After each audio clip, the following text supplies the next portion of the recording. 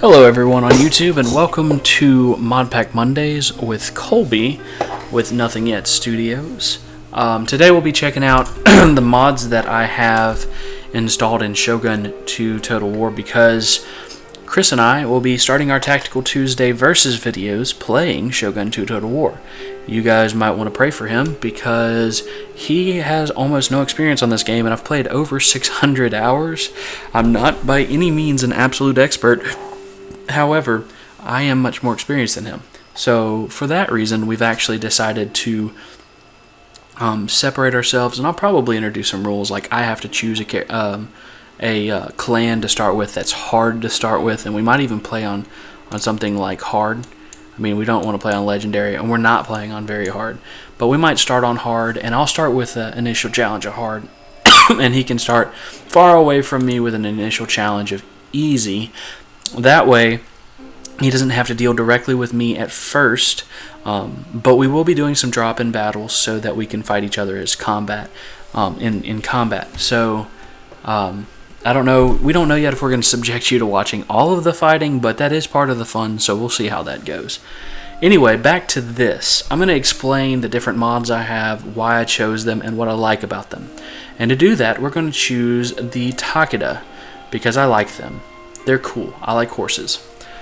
Alright, let's go ahead and start this game up, and then I'll show you guys some of the cool stuff that go on with this mod.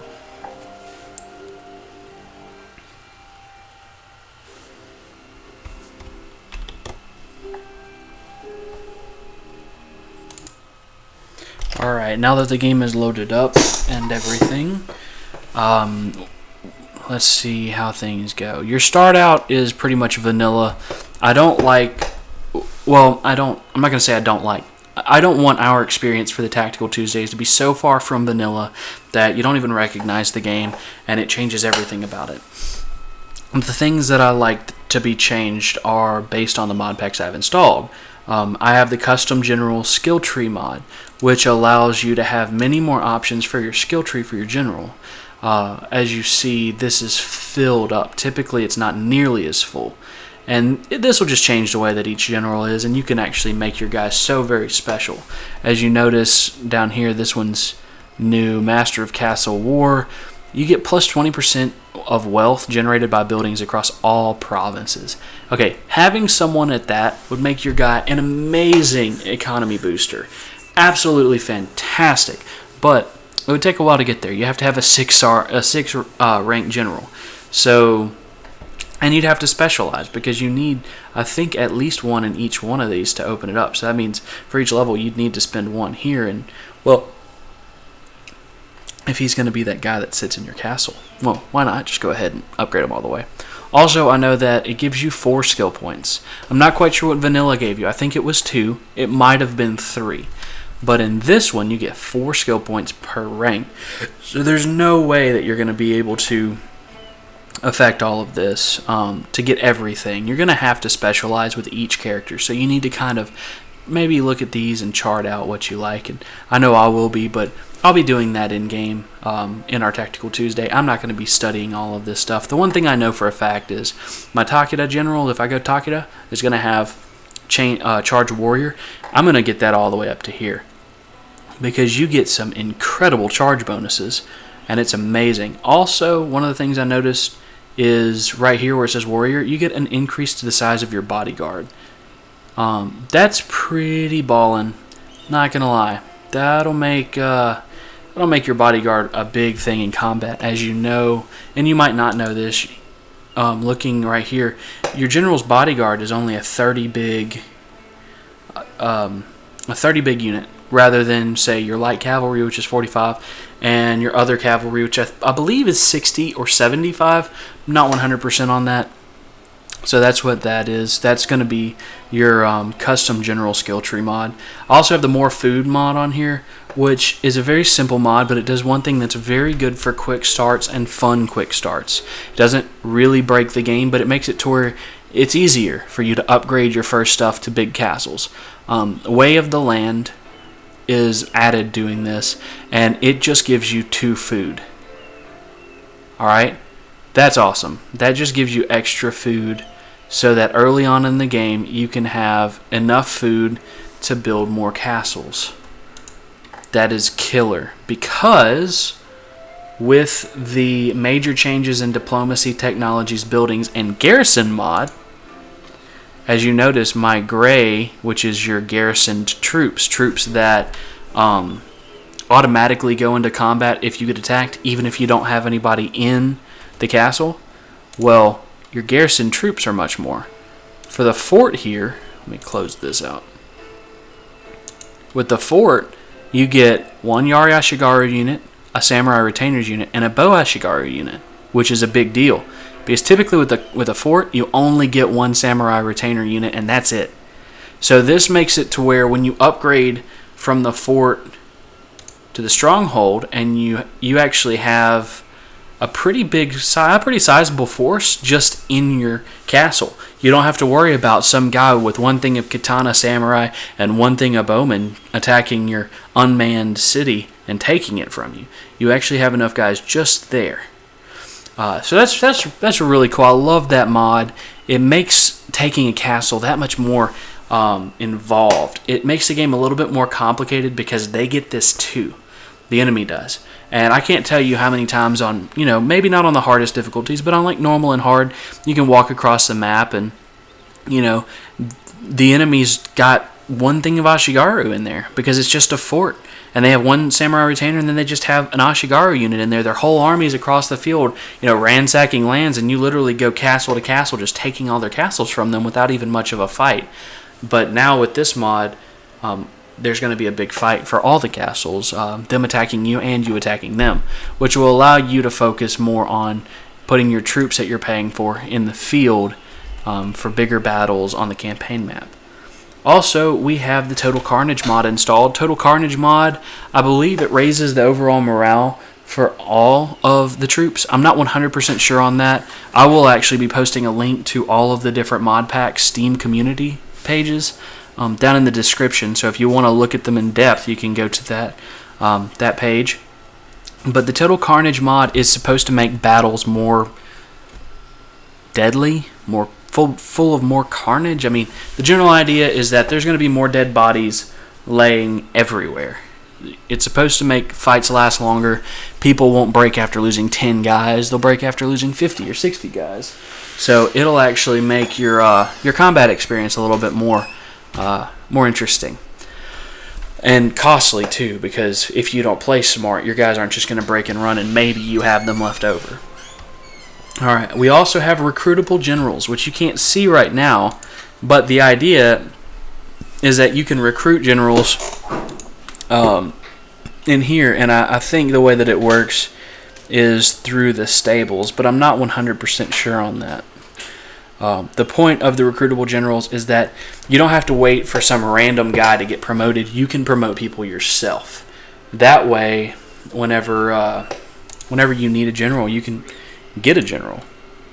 I can't tell you how many times, my family hasn't been producing enough babies to have enough generals, and I've been like, man, I could really use a general right now, and that mod's been pretty useful.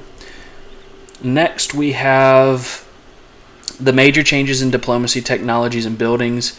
It adds, I think, one technology, and then it tweaks other technologies. So I don't know all of the technologies well enough to know how it tweaked all of them, but I do know that it did change.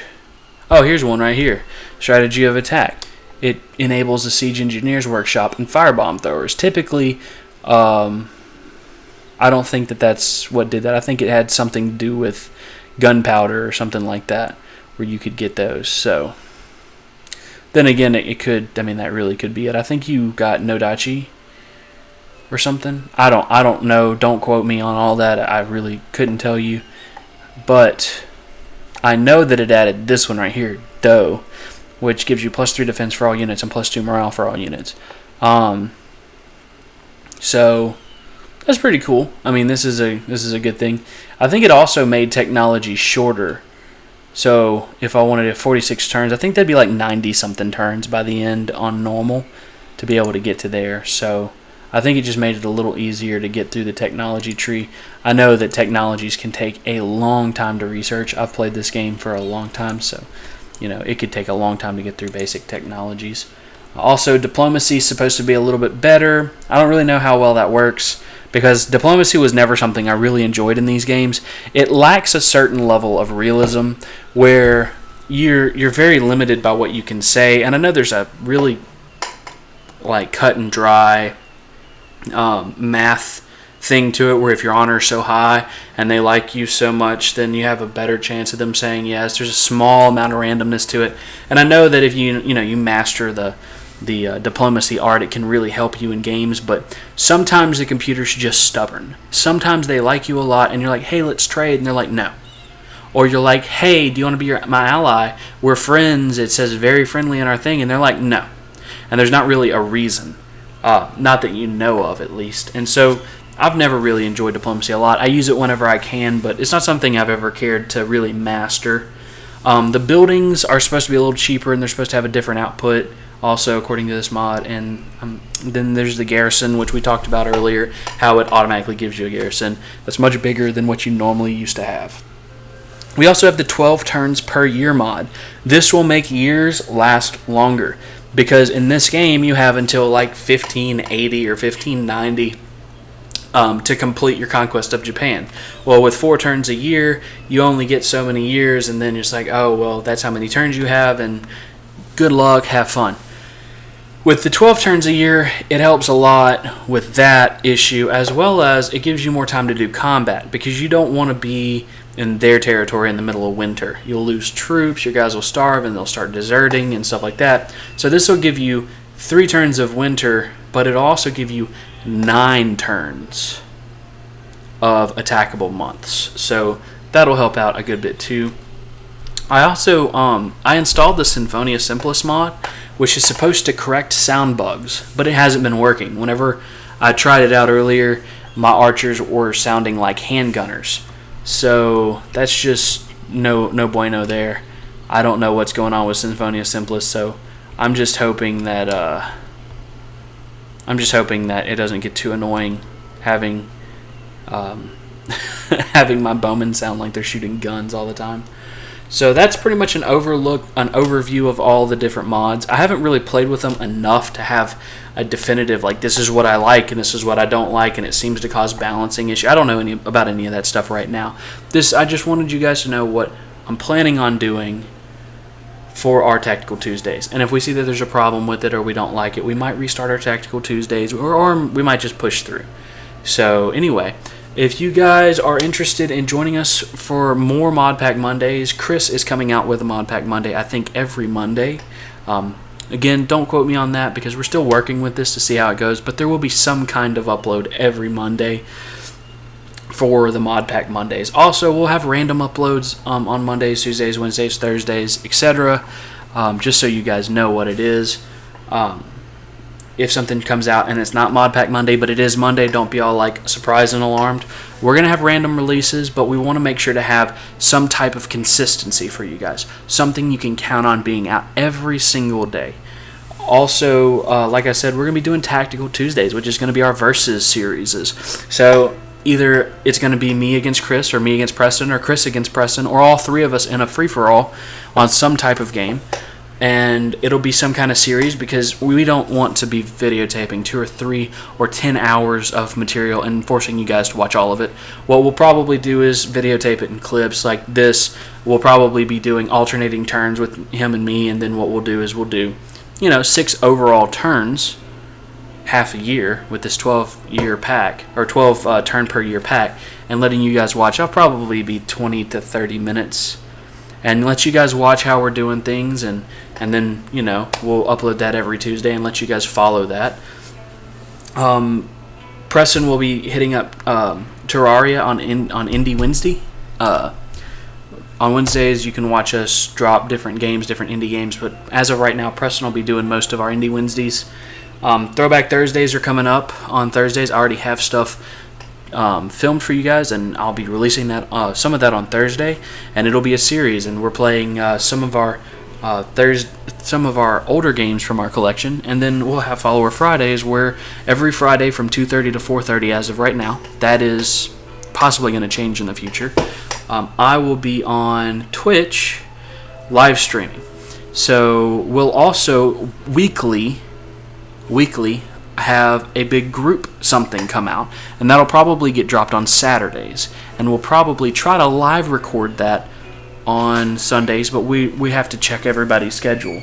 But we will at least on every Friday have announcements. So on Friday I'll be getting on Twitch, and during that announcements, which we will record as well, I'm going to be releasing the schedule for the next week. You know, if Chris or Preston are planning on getting on Twitch on a certain day at a certain time, I'll let you guys know on Friday for that, and then I'll let you know if anybody's sick or if any videos won't be coming out or any extra videos will.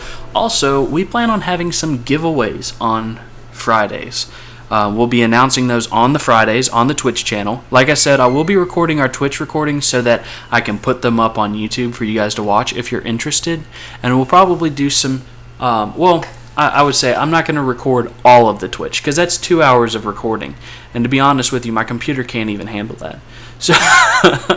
So what we'll probably be doing is I'll probably, have the recorder up, and I'll record different parts of the Twitch, like the announcements and stuff like that. And then we'll release them the following Monday so that you guys know if you won or didn't win and you weren't able to get on Twitch to follow. And also let you guys know, hey, we're doing this giveaway. Which, so you guys know, we're doing giveaways. If you guys give us some donations, you'll be entered in for giveaways and stuff like that. We'll let you guys know when those are coming up. We're working out the financial details right now and who's going to be paying for these things. We're probably going to split them up. But we'll have some pretty cool T-shirts with our studio's name on it and some other stuff for you guys for giveaways. And that reminds me, one last thing, and then I'll be getting off. Donations. You don't have to wait for giveaways for donations. Giveaways, we're hoping to have them weekly whenever we get up and running and we're going solid.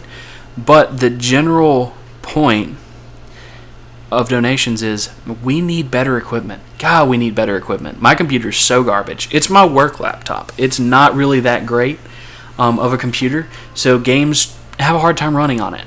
The more money we can get from you guys in donations, the better equipment we can get, which means we're going to have better recording software. We're going to have better microphones, better headphones, better webcams, better cameras just in general, and better computers so we can actually run all this. As of right now, my computer has a really hard time playing Minecraft and recording at the same time. I can do it, but it's slow. Same with Chris and Preston. I think his computer's so old that it doesn't even allow him to run Minecraft and record at the same time. So what we need is new equipment, and if you guys could be so kind as to hit our subscribe button here on YouTube, follow us on Twitch, get us famous enough on Twitch so we can get a subscribe button, and then maybe donate some money to us on our PayPal account, which will be up by the end of this week for sure, and that would help us out greatly, and it would help us help you out, because in the end, we're doing all this for you guys. We want to make sure that y'all get good quality videos on a consistent basis. But anyway, this was Colby with Nothing Yet Studios, and I'm signing out now. But I hope you guys join us and hit that like button if you like what you see. Y'all have an absolutely wonderful day, and goodbye.